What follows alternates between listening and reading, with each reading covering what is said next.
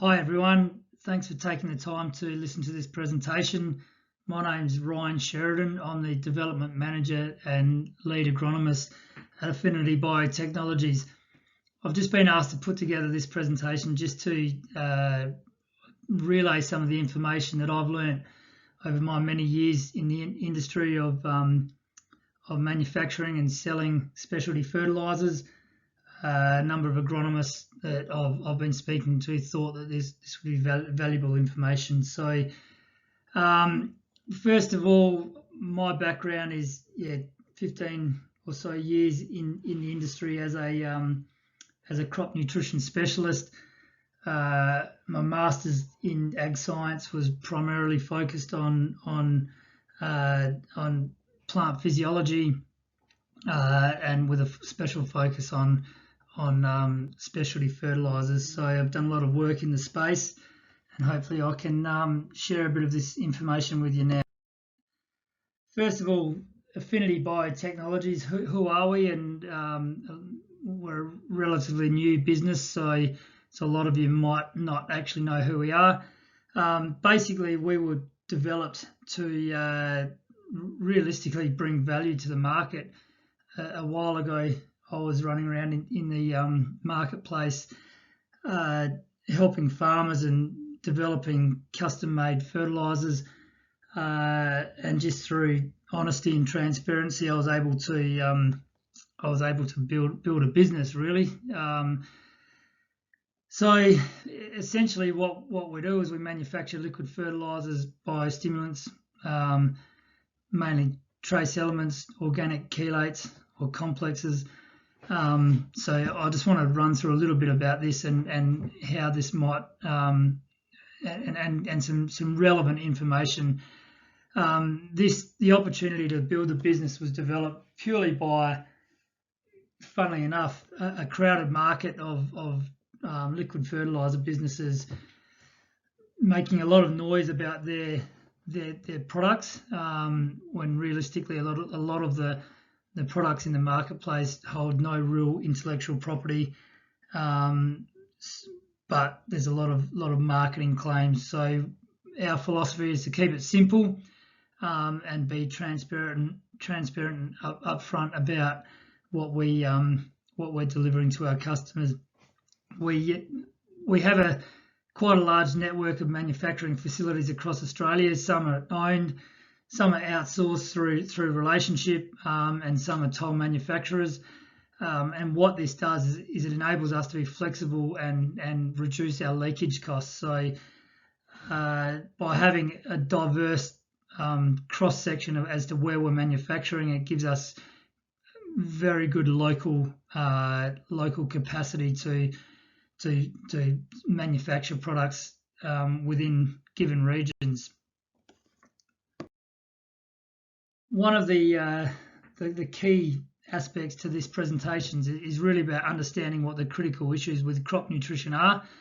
One of the main issues that I guess a bit of a bugbear for my own is really an obsession with local retailers to push macro fertilizers. When I say that, I'm talking your urea, your ammonium phosphates, and so on. Believe me, I'm a believer of all this of nitrogen phosphates. In no way is this presentation geared to play down the importance of such nutrients, because they are macros for a reason and they are proven. I guess my issue is that in the supply chain of macro of nitrates and phosphates, distribution avenues have to commit to large contracts of their from their suppliers, and what that means is should those contracts not be fulfilled, there is a problem commercially for those distributors. So naturally there is a commercial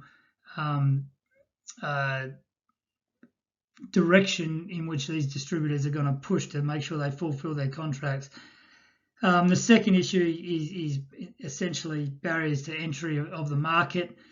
corporate business reducing the ability for new players to come to the market just with supply deals, which essentially leads to higher prices for farmers, and this is all based on rebates for head office. So it's a little bit frustrating, but to me it's a problem, but it also creates opportunity within our business, because people in the marketplace aren't silly, and they generally are looking for value and can see value, and they can see what's happening. So another one which we're all aware of is the price of inputs. Obviously, I'm specifically talking about fertiliser. Today, when I'm talking to you on the 15th of March, urea is well above 1,500 and 1,500 per tonne, and MAP I heard yesterday is around the $1,700. So very expensive. So there's a real need to really focus on fine tuning our programs to ensure we can actually get that extra 10% at the end of the day. Crop nutrition is about limiting factor. So the reality is, if we're not already doing the right things from a nutrition point of view, i.e. managing all nutrients, we should be looking at that very carefully right now.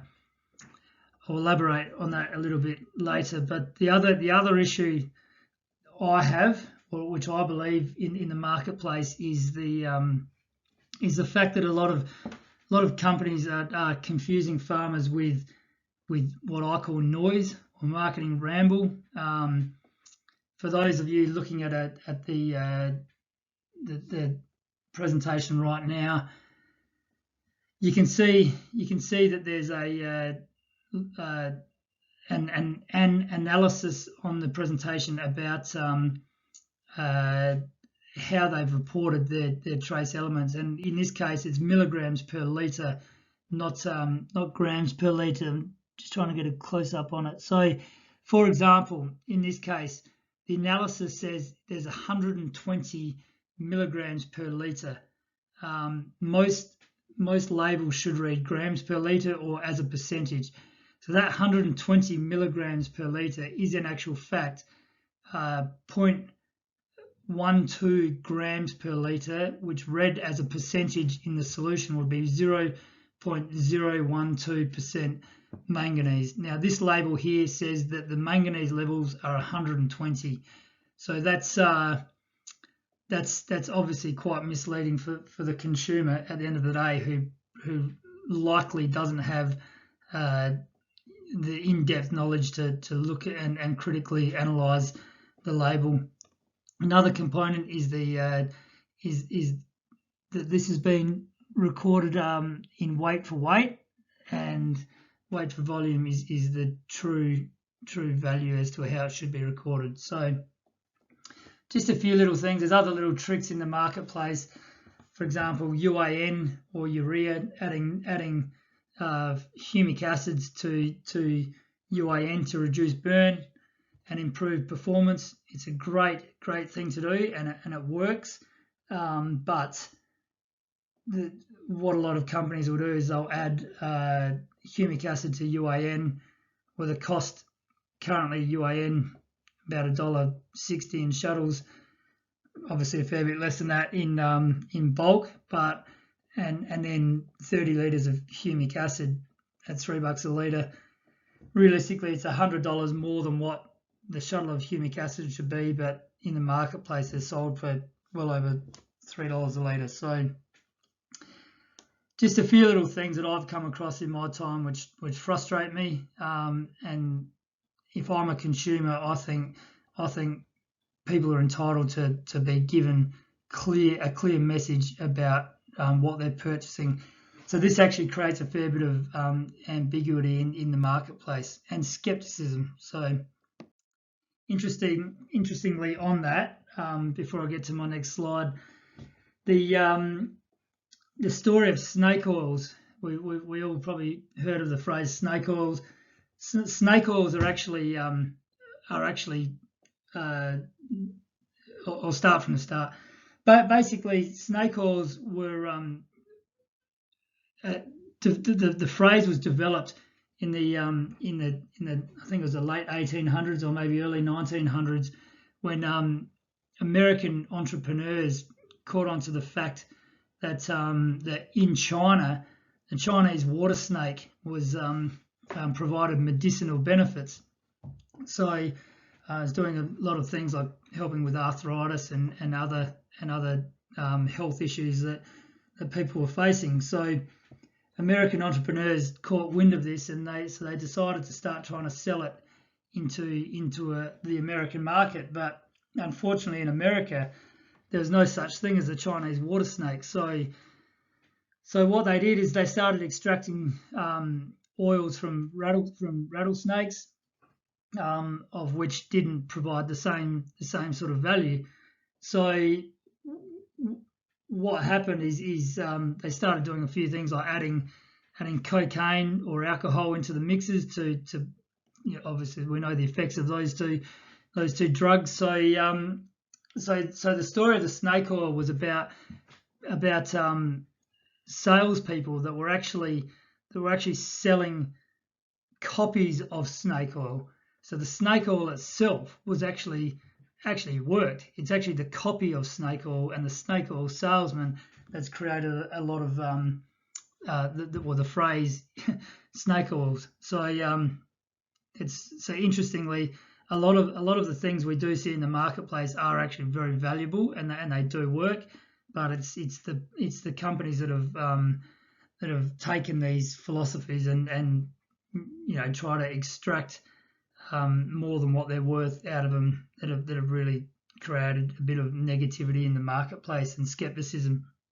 So in terms of our alliance with CropSmart and Ag Insights, we're really about bringing value to consultants and their farmers, providing solutions that are in line with what the consultants recommend, providing the information to the consultants so they can make decisions themselves on what they feel is best for their customers. I guess bringing some sort of consulting in our own right to the consultants, being a company and a resource for them to come to and bounce ideas off. Obviously, more than happy to help with programs, and I guess a bit more in-depth information, which is realistically not part of this the expected knowledge base of consultants. They can't know everything. They would know a lot more about broadacre cropping and on-farm management, but the little tricks in terms of the fertiliser manufacturing and where value is developed, that's what we want to bring to the table. So as such a partnership, we want to work with the Ag Insights consultants, and we want to put back into the into research moving forward. So based on what consultants are looking for. One of the other parts is chemistry. We have a significant network of chemists, and with our manufacturing facilities there, and we're more than happy to open this network up to your guys or to the Ag Insights consultants to obviously bring value in terms of mixing and formulations and all that sort of stuff. So essentially, yeah, we want to be a consultant to the consultants to help you and your customers bring value. So just a little point to elaborate on product types. I'm sure we've all been exposed to most of the products that are in the marketplace at the moment. There doesn't seem to be a lot of new type of trace element products coming out. just elaborating on what I said before, there's probably new stories and ways of selling trace elements, but at the end of the day, what's in the actual bottle doesn't really seem to change. So I've done a little matrix here, which probably isn't perfect, I must say. I've put a effectiveness of sulfates as low, which is not true. Sulfates do work. I'm sure we've all used them and experienced the value out of them. So to say they're not effective is not true. It's just saying that they're less effective than, say, the complex products. Full chelates, you can see that they're in the highly effective, and when I say full chelates, I'm referring to citric acid, amino citrate, or EDTA chelates. Extremely effective, without a doubt, and I'll put them on the highly effective end of the matrix, but they're also very expensive. So in terms of dollars bang for buck, I don't believe they are the best bang for buck.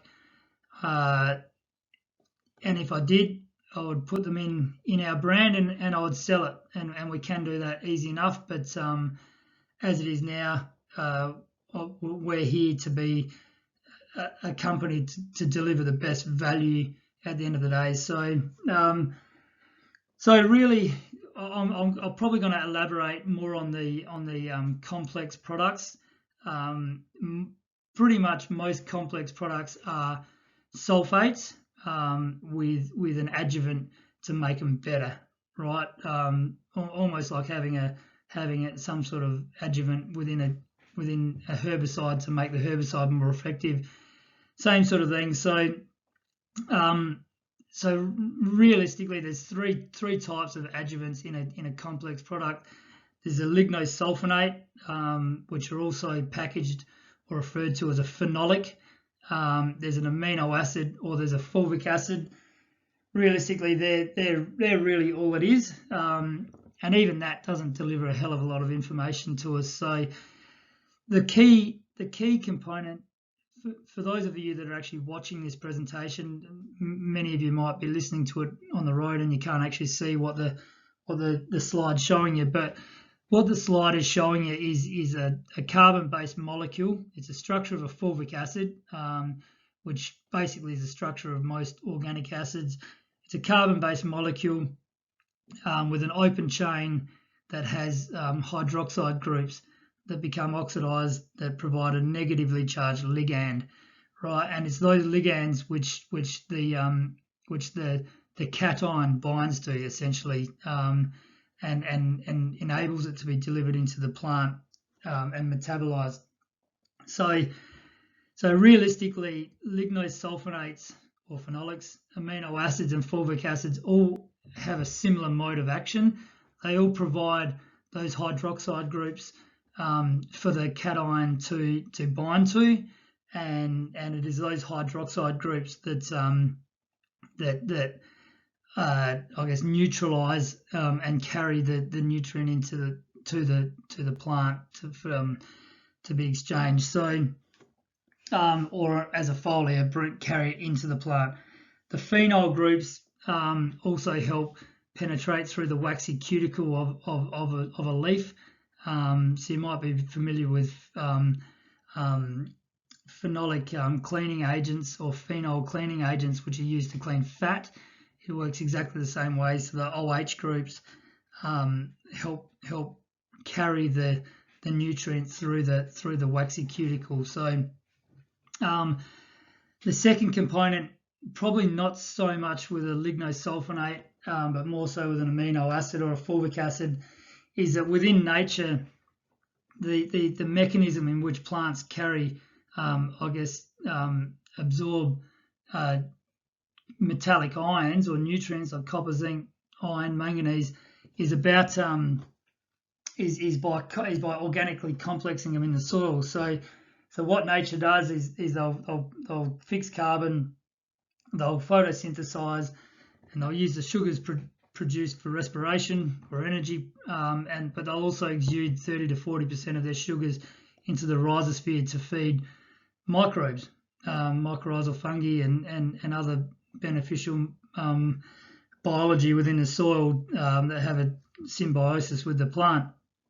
So those organic acids are also one of the functions in the soil, is to actually organically complex these trace elements in the soil, and which facilitates the uptake. So when you're providing a nutrient in this organic form, it's actually in the form that the plant is desiring, and it can be metabolized a hell of a lot better than the non-organic version. So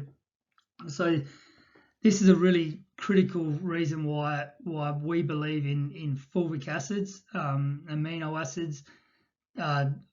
Lignosulfonates, I don't believe have the same organic capacity as the mentioned alternatives. So assuming we all believe in the organic component, because it's just plant physiology, and the next part is understanding the complexity of these products. Now, a lot of companies will opt to use, say, a lignosulfonate. They're cheaper and they're less complex, and they have a far greater molecule size. So making that, I guess, having a larger molecule size means there's less exchange sites, and it makes it harder for it to pass through plant stomata. Amino acids have the smallest molecule size, but have a lesser complexity than say a fulvic acid, which is sort of somewhere in between the lignosulfonates and the amino acids. So a fulvic acid, we believe, has the greatest effectiveness due to the fact that it actually has the largest complexity out of the adjuvants available in the marketplace. However, at the end of the day,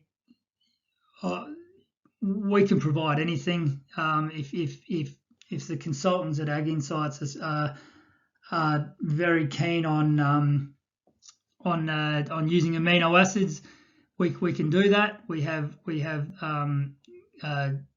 various options with amino acids that we can use that are well established in the marketplace. However, I personally believe that fulvics are the best, and quite frankly,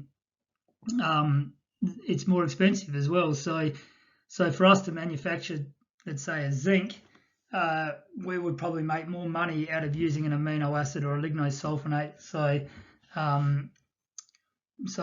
we're happy to make what's asked of us, but I would strongly recommend the fulvics or if not amino acids. So basically that's a bit of a rundown. The other option I've got there is oxides. Oxides are not very effective on the leaf. They're not water soluble, so they can't be metabolized by the plant.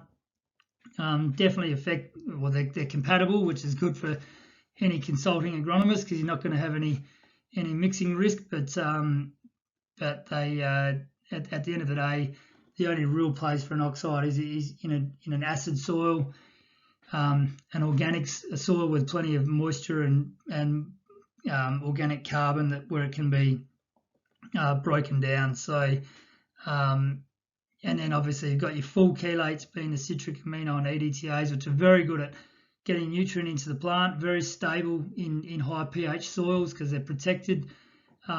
Basically the charge, the cation is completely neutralized, so there's no carbonates or oxides that can bind to the cation to make it plant unavailable. So just on that, the plant, for the plant to take any nutrient up, and the nutrient needs to be in a simple form. It can't be in a compound. So zinc carbonate is not plant available. Zinc oxide is not plant available because they're in a compound. They need to be dissolved to be in their elemental state for exchange, and as such, which is basically the reason why zinc, copper, iron, manganese, any cation begins to lock up in a high pH because it's carbonates that drive pH, and in a high pH there's lots of carbonates, so basically there's lots of carbonates to bind to the cation to make it plant unavailable. So chelation in any form or complexing neutralizes that capacity. So in the soil, especially in a high pH soil, the use of these types of products are going to be far more risk adverse, as in, you're putting an insurance, putting insurance on the nutrients you're applying. So essentially, very, very strong on the views of fulvics and amino acids. And then I guess the other component that often gets spoken about is compatibility. I would have sold millions of litres of these products over my time, and very, very, very rarely is there any issues. Do not mix with amine, 2,4-D amine, which most people are aware of anyway. There is a few other ag chemicals which are methylamine based, which there is the odd, I can't pinpoint when or how, but things such as clopyralid or Lontrol, there's a 1 in 100 or 1 in 1,000 where it all mixes, no worries, and there might be a remaining sludge at the end of in the filters, which the farmers still get them out, but it seems to be something to do with the copper within the products mixed with that one. Diuron is also a methylamine base, so that's still mixes, but if I was doing a compatibility chart, I would probably have that with an orange flag next to it, just to say, yep, no worries, but if it doesn't mix, don't blame me.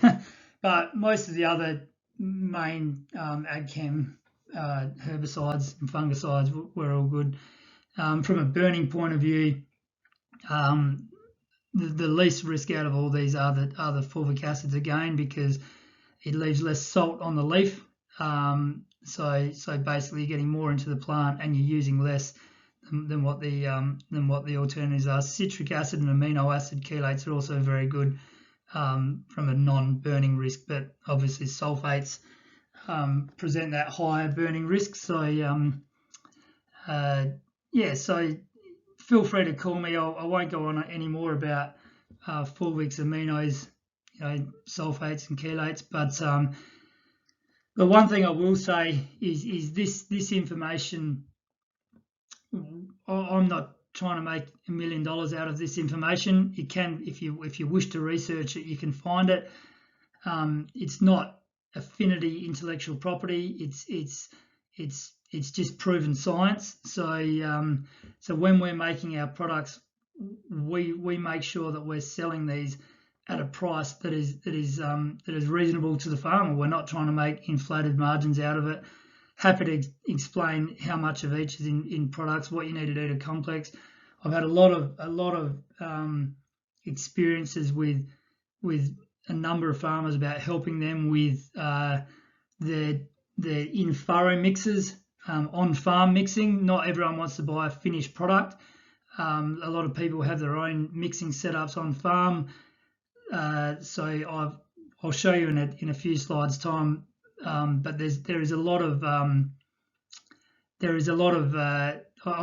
we can help with that, and as I say, it's definitely going to be the cheapest way for your farmer, but obviously there's a bit of work involved. Not every farmer wants to make empty 28 bags of zinc sulfate heptahydrate to make 1,000 litres of zinc. So we can help in all regards, and that's basically what our value proposition is to Ag Insights. So just from a quality assurance, this is something that a lot of companies are very very protective of and proud of, which any decent manufacturer should be, because it's obviously the most important component of manufacturing. So for those that can see the slide, you can see an example of a batch card.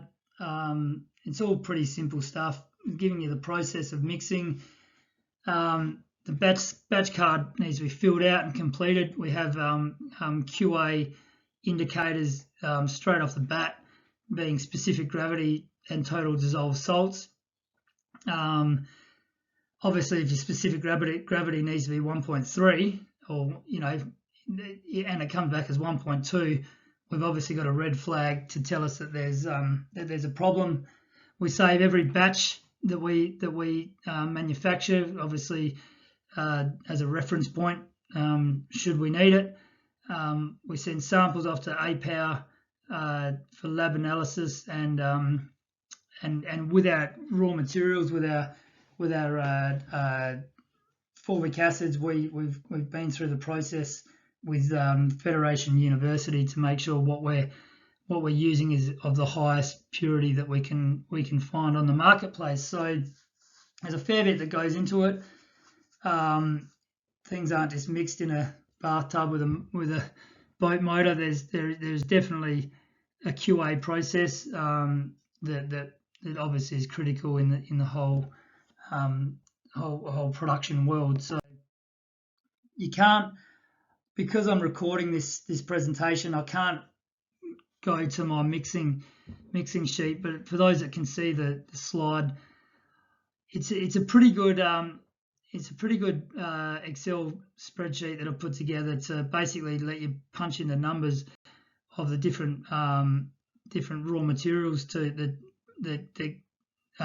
works on a solubility of what the water solubility is at 0 degrees for a saturated solution. So we can pretty easily formulate basic products within minutes or tens of minutes to come back with a price. So we're constantly updating this spreadsheet with raw material costs. Naturally, as you would assume, we're constantly in discussion with our suppliers about the cost of raw materials and the trends and where things are heading. So I'll just put that slide in just for interest. If anyone is interested in learning about formulations and how we can easily come about them, most happy to help. So just give us a call.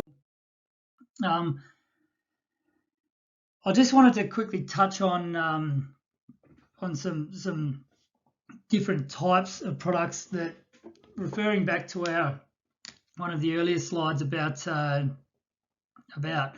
guess the need to consider a holistic approach. And when I say holistic, I'm not saying go and hug a tree and don't make any money out of your paddocks. That's far from what I mean. What I mean is if you're spending $1 on crop nutrition, there's really more than adding urea and phosphates. So obviously we've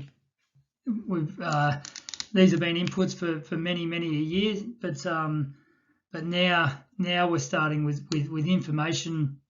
We're starting to learn a little bit more how to really drive our crops with the best possible application. Now, just talking to Kent this morning, we're talking about urea, which currently is this is a really good way of explaining it to your customers. Urea is currently, I think, like I say, I work on $1,500 a ton. Even if it was $1,000 a ton, or $500 a ton, it doesn't really matter. It's the same principle. Right now, in the current marketplace, urea is $1,500, even up to $1,700. I have actually heard, but we'll work on $1,500. If you're putting 100 kilos of urea out on your crop, well, that's going to cost you $150. Now, if you have an acid soil, so basically in an acid soil, root tips get burned and molybdenum becomes unavailable. So within the nitrogen cycle, most of you would know that molybdenum is critical for, or in a legume crop with fixation, but that's beyond the point. But in terms of in the plant, when moly becomes unavailable, the plants in the nitrogen cycle, you put urea down, it converts to nitrates, and then it'll be taken up through the roots as in mass flow as a nitrate. So when the nitrates are in the plant, they then need to be converted back to ammonium, which are used for amino acids and then protein. So basically, if you have an acid soil where your moly is likely to be unavailable or limiting, the application of nitrogen can be an issue. So inefficient. So referring back to the $150 of urea, if you were to put a dollar's worth of moly right into your program and then applied $149 worth of urea in an acid soil, that is a far better option than 150 kilos of urea, right? Because you'll never notice the difference between 149 kilos and 150, but you'll definitely notice in an acid soil if protein production is limiting, the difference between adding moly. And even if you don't notice the difference between either, it's just a better agronomic recommendation. So the other thing with regards to moly, sodium molybdate is not as plant available as you have seen on the market. There's a moly phos complex. The complexing of the moly makes it far more translocatable and more easily metabolized by the plant. So I'll just run through a couple of physiological products. I've obviously spoken about moly. On our website, there's some really good information. I've done a one-pager up, www.affinitybiotech.com.au. There's some really good information about moly on the website, but there's a few other types of products that might be of interest. So there's and once again, this is not just Affinity. There's lots of these types of products around the place. If used properly, they're really good. So we have Affinity Power. The philosophy behind Affinity Power is to because it contains kelp. Kelp is a root stimulant, right? It's a hormonal root stimulant that triggers auxins production within the roots, which in turn triggers cytokinin production in the apical meristem, which is all about cell division. So, and other physiological processes. But what happens is there's a couple of, from an energy and a stress point of view, when you apply a kelp as a foliar, it's just about triggering the roots to move. So with Affinity Power is that it contains phos acid. Now phosphorus as a foliar is it's not a great input. Phosphorus doesn't translocate through the phloem, but when you apply phos acid, it can actually be easily metabolized. So if you were to apply like an MAP, dissolved MAP, you're not going to get the same sort of effect as what a phos acid will. Phos acid, if going back to what I was talking about from a chelation point of view, also helps penetrate that waxy cuticle on the leaf, so and get nutrients into the plant. So what we're trying to achieve here is when you're triggering the roots to move with the kelp and the fulvics, because fulvic also is a good root stimulant, is by providing the phos acid, you're assisting the plant with the physiological processes for energy production. So basically, with phosphorus, you're triggering energy production in the plant by getting the roots to move. So for carbon fixation, you need that readily available phosphates. So you're putting a bit into the plant with the root movement, and you're supplying trace elements to help with. So you've got carbon fixation, then you've got photosynthesis, which is the production of sugar using the carbon that's been fixed, and then obviously respiration for using energy and so on and so forth. So essentially the mixes are all about triggering energy production. The other, under stress, obviously energy under stress, pre-flowering. Flowering's like your big game of footy, I guess. So if you can trigger carbohydrate production prior to flowering, it's like having your big bowl of pasta before a big game of footy, essentially. So that's a really critical component of stress. One of the other factors within stress, take waterlogging. Under waterlogging conditions, you have scenarios where the roots stop moving, they can't breathe.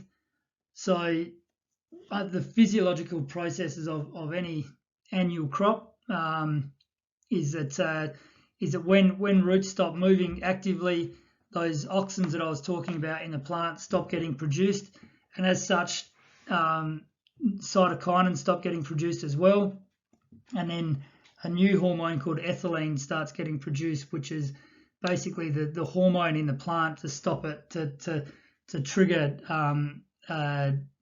senescence. So that's that process. If the roots stop moving under a waterlogged condition, the coming out of the waterlogging, a lot of people put out nitrogen, which is obviously got benefit as well to get the plant moving, but getting the roots moving is a really critical factor, and the phosphates, and quite often people can't get onto their crop, so putting it out through a plane is a really good option in this regard. The other aspect under stress, and especially waterlogging, is that the stomata might close or the roots can't breathe, in which case you have a build-up of oxides within the plant. So it's referred to as oxide-induced manganese deficiency.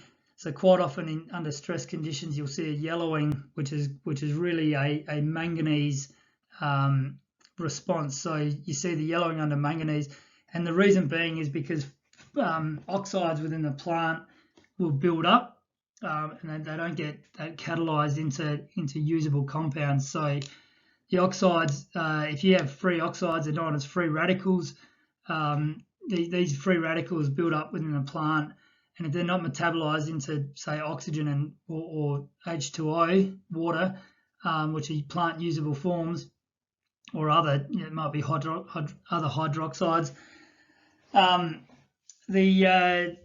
you end up with the formation of what are called superoxides, which are, peroxide is O3 per 3 oxide peroxide, and we all know what peroxide does when you put it into your hair, and other things. It sterilizes things. What happens within the plant is, if with manganese, iron, zinc, and copper are all catalysts to convert those oxides into usable compounds.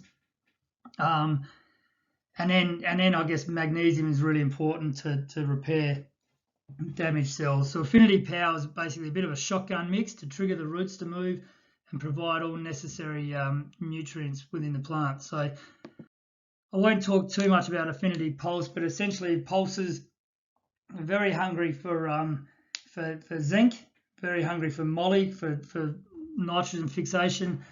But one of the other key points with Affinity Power that I didn't mention is, which is really critical in pulses, is triggering roots to move. Pulses are very hungry for calcium, so the mineralization of calcium is critical. Now that calcium mineralization comes from fixing carbon and exuding organic acids, as I was talking about earlier, to feed microbes and break down adsorbed compounds such as calcium phosphate. So and calcium is taken in through the root tip. So basically, to get calcium taken into the plant, which pulses are really hungry, you want to be triggering roots to move, because most soils have good levels of calcium in them. So basically, Affinity Pulse, it's a formulation just to trigger roots to move, to provide a high level of zinc and a high level of moly. Interestingly, pulses generally grown on high pH soils, and that's because of what I was referring to before, is the molybdenum deficiency in an acid soil. So that's Affinity Pulse. There's a few other derivatives, but please contact me if you want to talk more about these stress type products or pre-flowering type products. So Something that's probably not too well known in broadacre cropping, and something I like to include into a lot of my in-furrow mixes. We're lucky enough to have access to direct access to manufacturing of natural kelp, so we can be very competitive in the marketplace. Kelp usually sells around the $4 a litre through retail, but we're sort of far lower than this, around the $2.50, $3. So depending where you're at, but in the end, kelp is, as I was saying, it's a hormonal root stimulant. It's an organic acid. It's a biostimulant. And so one of the great things about our natural kelp is that it's an acid fermented kelp. It's a natural extraction method. Many kelps on the marketplace, they're using potassium hydroxide to extract the beneficial hormones, but we basically naturally ferment our kelp, and it's we're using a natural enzyme. We add specific enzymes in to do their role to liberate the valuable hormones within the product. So what we like to do, I like to add we add the kelps obviously into the some of our physiological root stimulants. We sell the product by itself. I quite like the idea of 1 litre of kelp per hectare in your tank mixes. It's compatible, and it's just all about roots, keeping the roots moving. So now kelp is scientifically proven. There's a lot of information on the internet. You can refer to our website. There's a document about kelp on there. It's fully referenced, so you can have a good look at that. But we've a few derivatives. We also have a product called Stimulate, which basically is a kelp and moly product. So we're recommending, in conjunction with the ZMC, a litre of Stimulate and kelp. In furrow, a litre of kelp in furrow is also really nice, especially in a really sandy type soil, a really nice application. So please feel free to contact me if you want to learn about kelps. I've done a fair bit of research into the different types. There's many types of kelps in the marketplace. Obviously, different varieties, different extraction methods. So happy to give you information about that if needed. I've also got Affinity Seed here. I'm conscious of time, but Affinity Seed is really, it's a seed coating used by many seed graders. Once again, probably the most efficient form of applying fertiliser. If a farmer's seed has inherited deficiency from last year's crop, well, Affinity Seed's just about applying high levels of all those good trace elements that it may have inherited the deficiency from last year's crop. Also has a good level of phosphates, and again the kelps and the fulvics. So realistically, you're talking $1 to $3 a hectare, depending on your application rates. So it's a low investment, but a very good one. So I'll keep moving. Sap testing is something that I've done a lot of work in personally. The analysis of sap testing is not as straightforward as what a lot of people see it as. Understanding a sap test compared to a tissue test. A tissue test is going to deliver. All lab services deliver great information, obviously, but a tissue test tells you what's been metabolized in the plant, and a sap test tells you what's in the plant that's ready to be metabolized. So a tissue test will confirm a visual deficiency, whereas a sap test is more predictive in nature. So a sap test is more about delivering a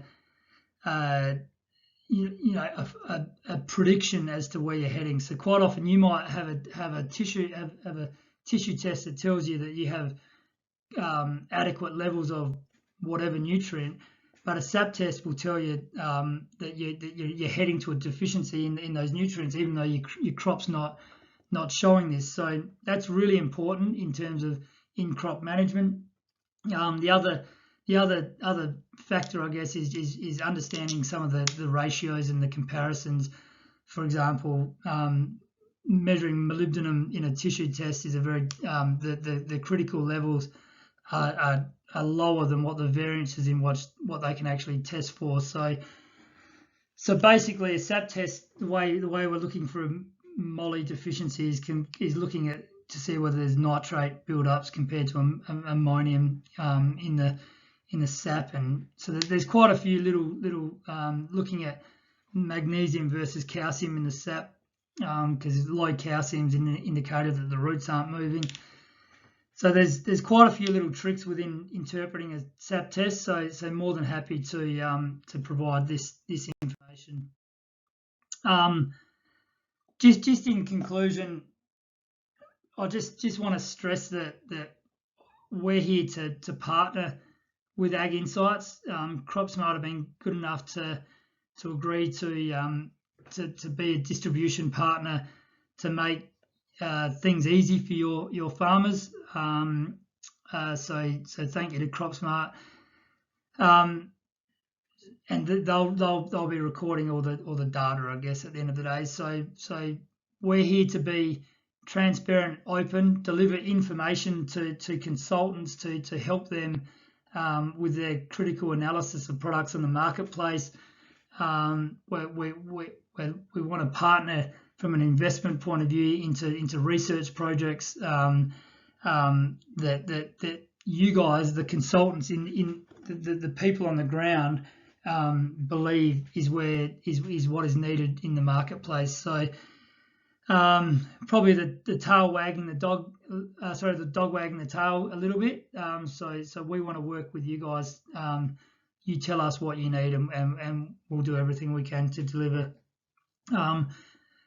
We also believe that every fertiliser budget, while predominantly should be the macros, no arguments here, but a small portion of most or any crop program should incorporate some sort of management of limiting factors. And I also believe that adding some nice organic acids into your mixes are really good applications, because let's face it, putting fungicides, herbicides onto any crop, while it doesn't damage them, it's still probably not ideal. So if we can do little things to make the crop happier at the end of the day, while we're going over them, it's definitely a good idea.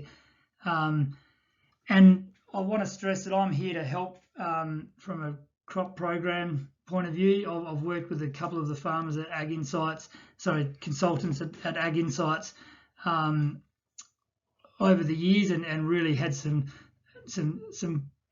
a great partnership in helping your farmers as a second opinion, as a person to talk to bounce ideas off, and that's what I'm here for. So, and if you're looking at this slide, I notice there's a typo down the bottom. Apologies, the last line should be tough, not uff. I also noticed another typo in the spelling of Ag Insights earlier in the presentation. So it's interesting. You read it 100 times and you don't see that, and then when you need to, when it's right in front of you, you see it. But anyway, thank you for listening. I hope you might have got something out of this presentation.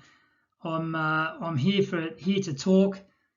Please get my details off of Kent, and I hope that I'll be speaking to you guys more often in the future. Thank you very much.